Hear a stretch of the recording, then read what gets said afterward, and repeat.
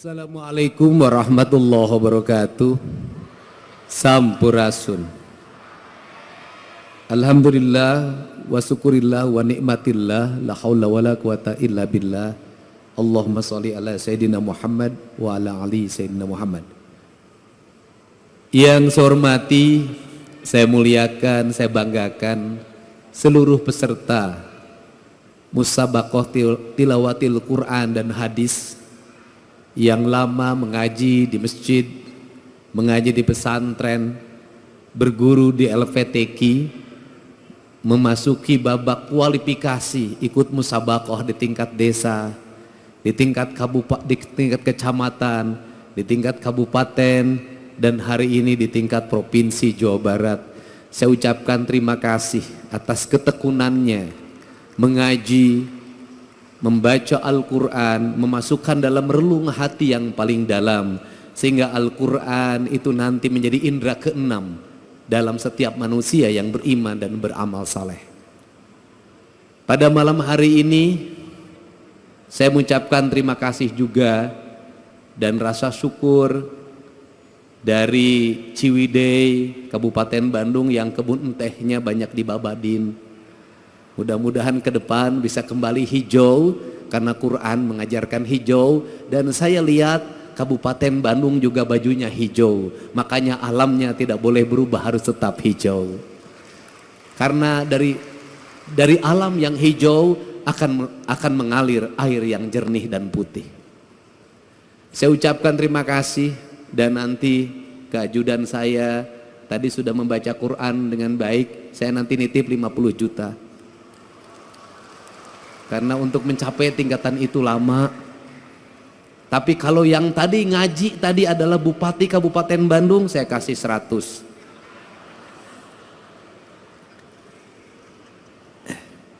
Saya mengucapkan terima kasih juga pada Kang Maman Imanul Haq.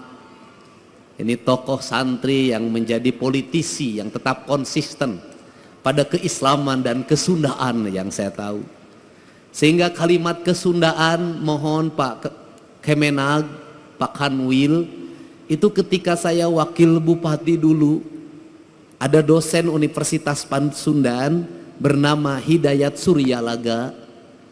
Dia menulis terjemah Al-Quran dalam rumpaka Sunda yang sudah disusun dalam bentuk mamaos. Dan saya minta di tahun depan itu masuk menjadi salah satu cabang yang diperlombakan, yaitu mamaos dalam bahasa Sunda, tapi isi mamaosnya adalah terjemahan Al-Quran. Saya ucapkan terima kasih juga, karena kalau tidak saya sebut nanti saya dimarahin oleh Pak Bupati. Kang Asep Romli, terus anggota DPR RI juga, keluarga besar, bedas, tepuk tangan, saya ucapkan terima kasih. Saya mengucapkan terima kasih pada Pak Ketua DPRD Provinsi Jawa Barat yang mewakili Pangdam 3 Siliwangi, yang mewakili Kapolda Jabar, yang mewakili Kepala Kejaksaan Tinggi Jawa Barat, yang mewakili Ketua Pengadilan Agama Provinsi Jawa Barat, Ketua Pengadilan Tinggi Provinsi Jawa Barat. Semoga kita semua dalam keadaan sehat walafiat. Saya mengucapkan terima kasih atas kehadiran Ibu anggota Komisi 5 DPRD Provinsi Jawa Barat, Ibu Humaira. Saya ucapkan terima kasih, bajunya putih sama dengan saya. Para bupati, para wali kota yang hadir pada kesempatan malam hari ini beserta istrinya, mohon sabar, saya tidak akan dulu beserta istri sampai wangsit nanti datang. Pak Ketua MUI, saya ucapkan terima kasih atas kehadirannya. Para Ketua LVTQ yang telah sukses menyelenggarakan kegiatan ini. Seluruh tamu undangan yang berbahagia. Kita hari ini memasuki pada sebuah fase di mana kita mengagungkan Al-Quran. Al-Quran yang diagungkan oleh kita adalah Al-Quran yang dilihat dari sisi estetika pembacaan. Dari estetika pembacaan itu pada akhirnya akan lahir pemaknaan. Karena nilai-nilai agama kalau tidak disampaikan secara estetika, maka kita tidak akan bisa memahami Sang Maha Kuasa. Kita ini sampai hari ini memaknai Allah, sujud pada Allah, itu baru sampai pada tingkat estetika. Belum sampai pada tingkat hakikat, pada tingkat makna, pada makom spiritualitas yang tertinggi. Kita baru sampai pada tingkat estetik.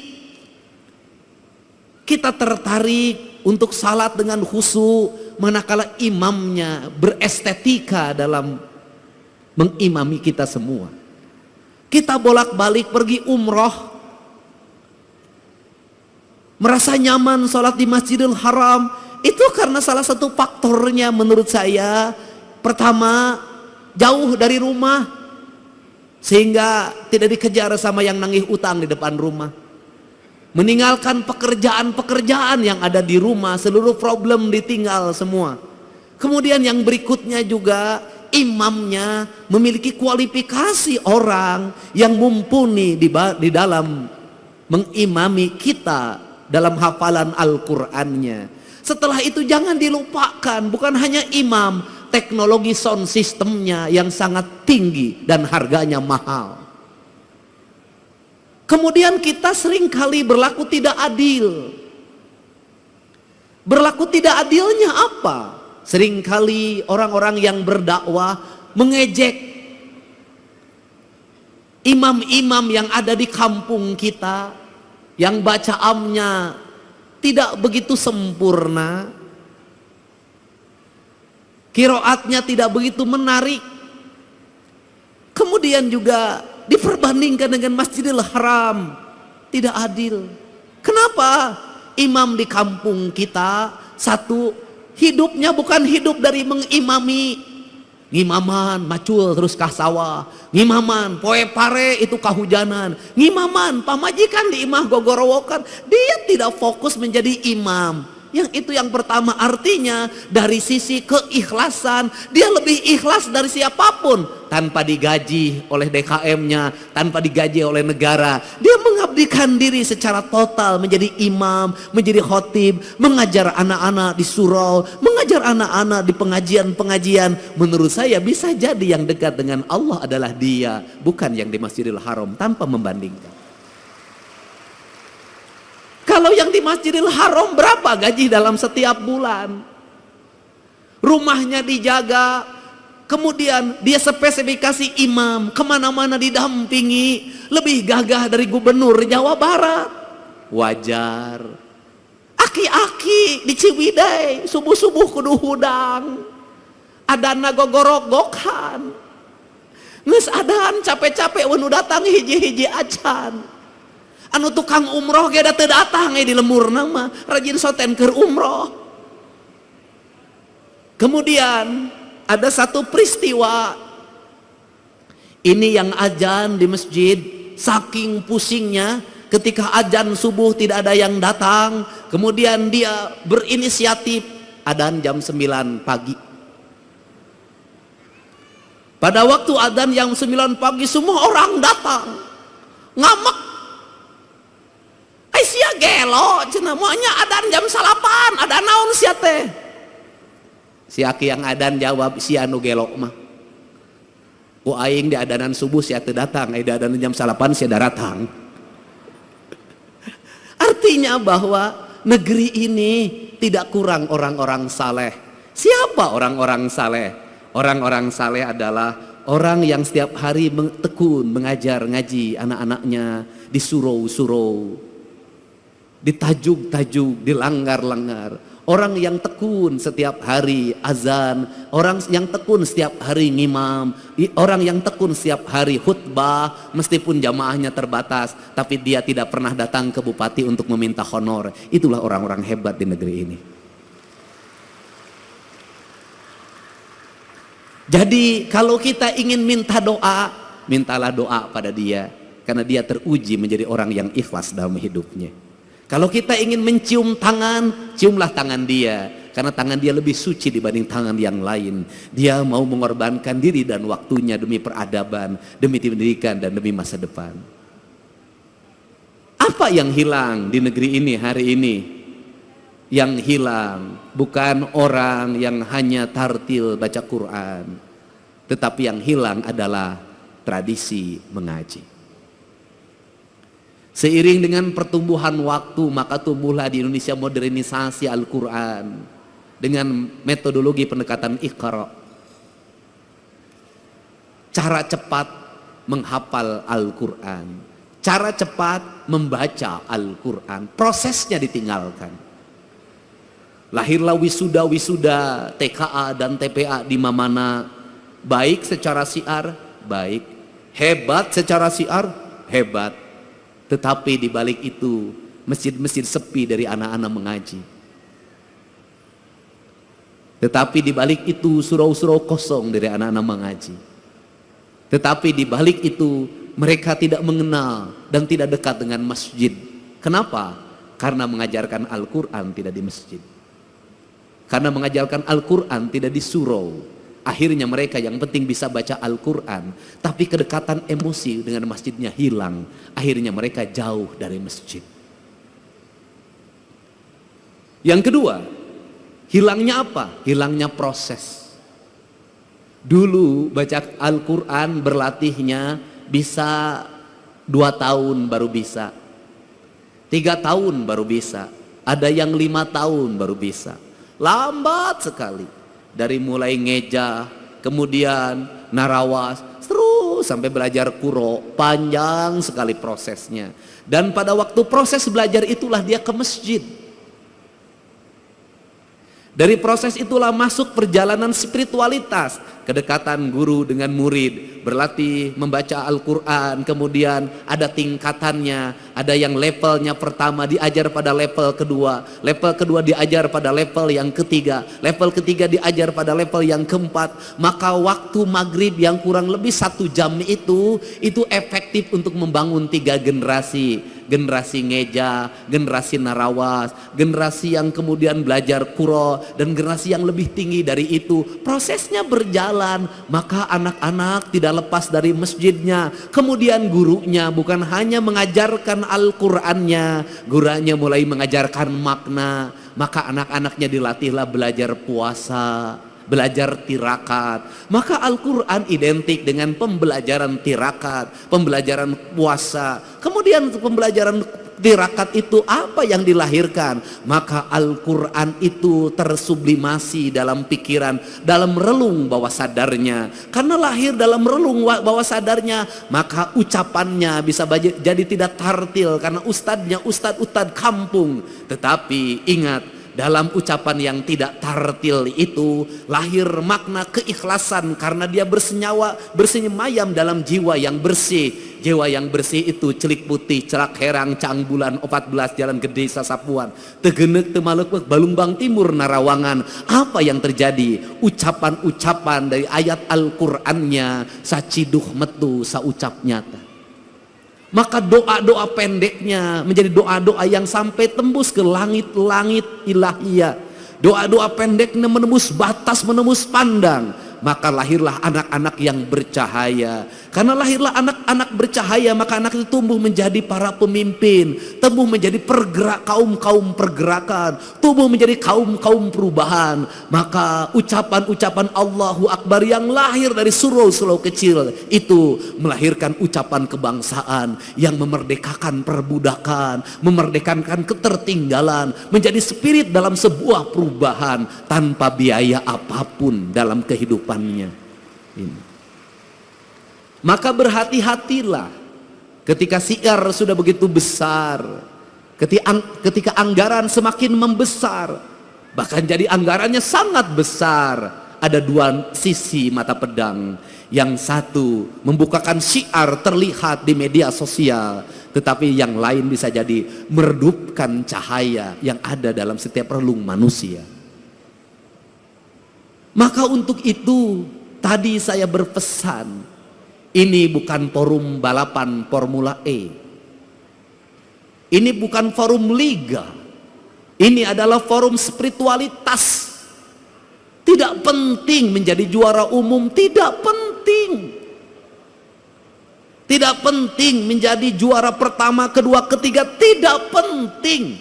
Tetapi yang lebih penting dari itu adalah Al-Quran masuk dalam cahaya ketua penyelenggara, sehingga ketua penyelenggaranya menjadi adil dalam tindakannya. Al-Quran masuk dalam cahayanya Gubernur Jawa Barat, sehingga Gubernur Jawa Barat bertindak adil dalam kebijakan-kebijakannya. Cahaya Al-Quran masuk ke relung hatinya Bupati, maka tindakannya menjadi adil. Dari gerakan membaca Al-Quran ini, maka terbebaslah orang-orang miskin, terbebaslah anak-anak yatim, terbangunlah peradaban hidup yang silih asa, silih asi, silih asu.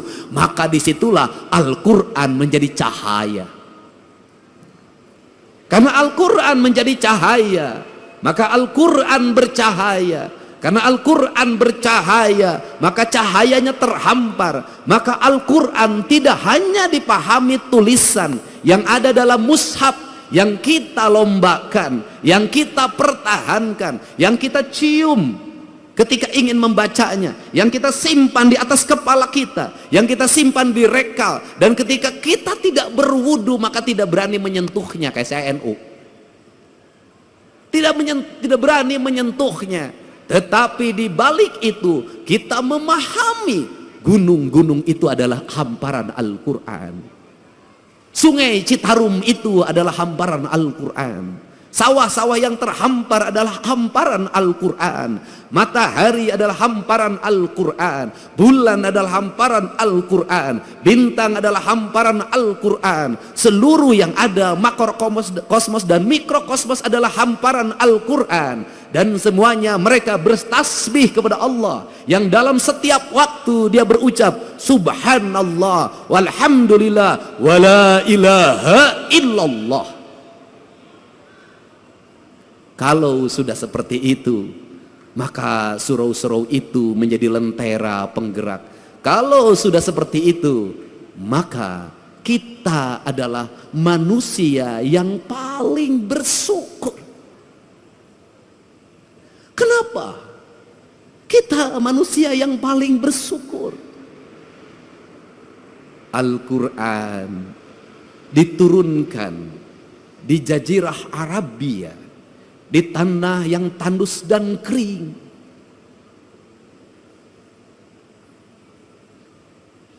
Di mana orang mengalami kesulitan untuk mendapatkan air.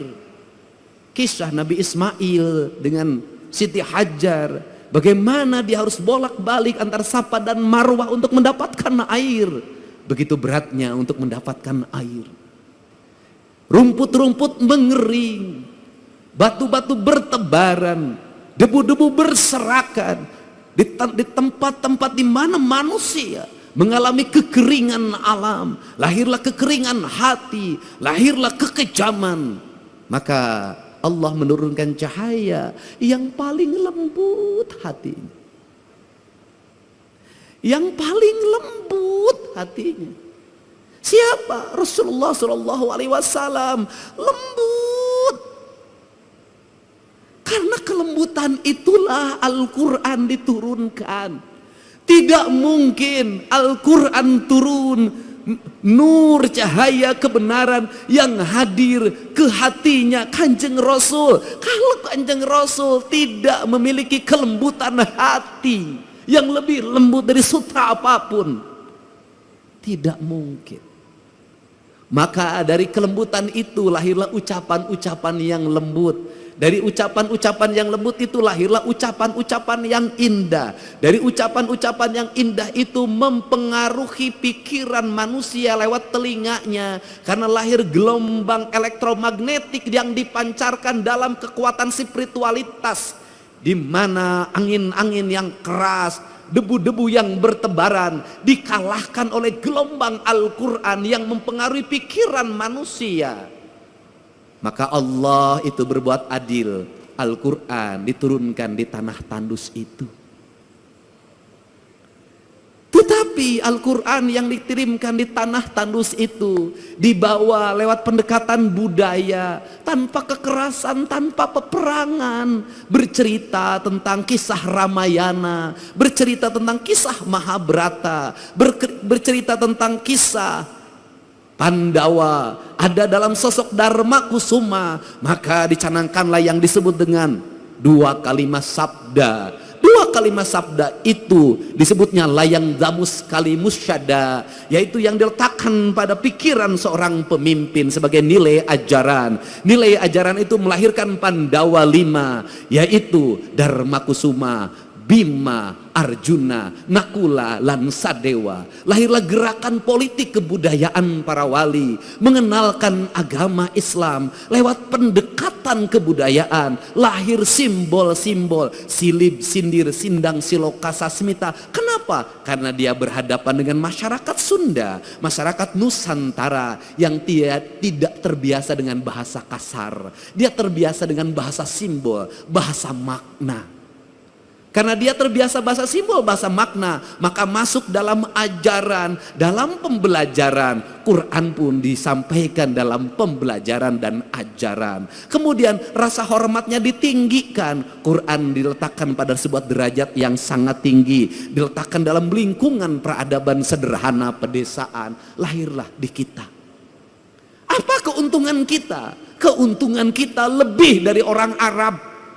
Keuntungan kita lebih daripada jazirah Timur Tengah. Kenapa keuntungannya? Kita mendapat dua. Satu, kita mendapat Al-Quran sebagai sebuah produk nilai ilahiyah yang memiliki nilai estetika yang sangat tinggi. Tetapi juga kita dilahirkan pada sebuah alam Pasundan yang sangat indah. Ketika Quran bercerita tentang air yang jernih di surga, ketika Quran bercerita tentang hamparan gunung yang indah di surga, ketika Quran bercerita tentang buah-buahan yang nanti ada di surga, seluruh cerita-cerita itu sebenarnya adalah realita hidup yang kita dapati. Itulah Ciwidey, itulah Cipanas, itulah Pangalengan, itu realitas dunianya. Untuk itu, karena kita sudah diberi peradaban surga yang nanti akan kita capai surga keabadian, maka pesan saya, kalau mencintai Al-Quran, rawatlah Cipanas sebagai simbol surga kesucian.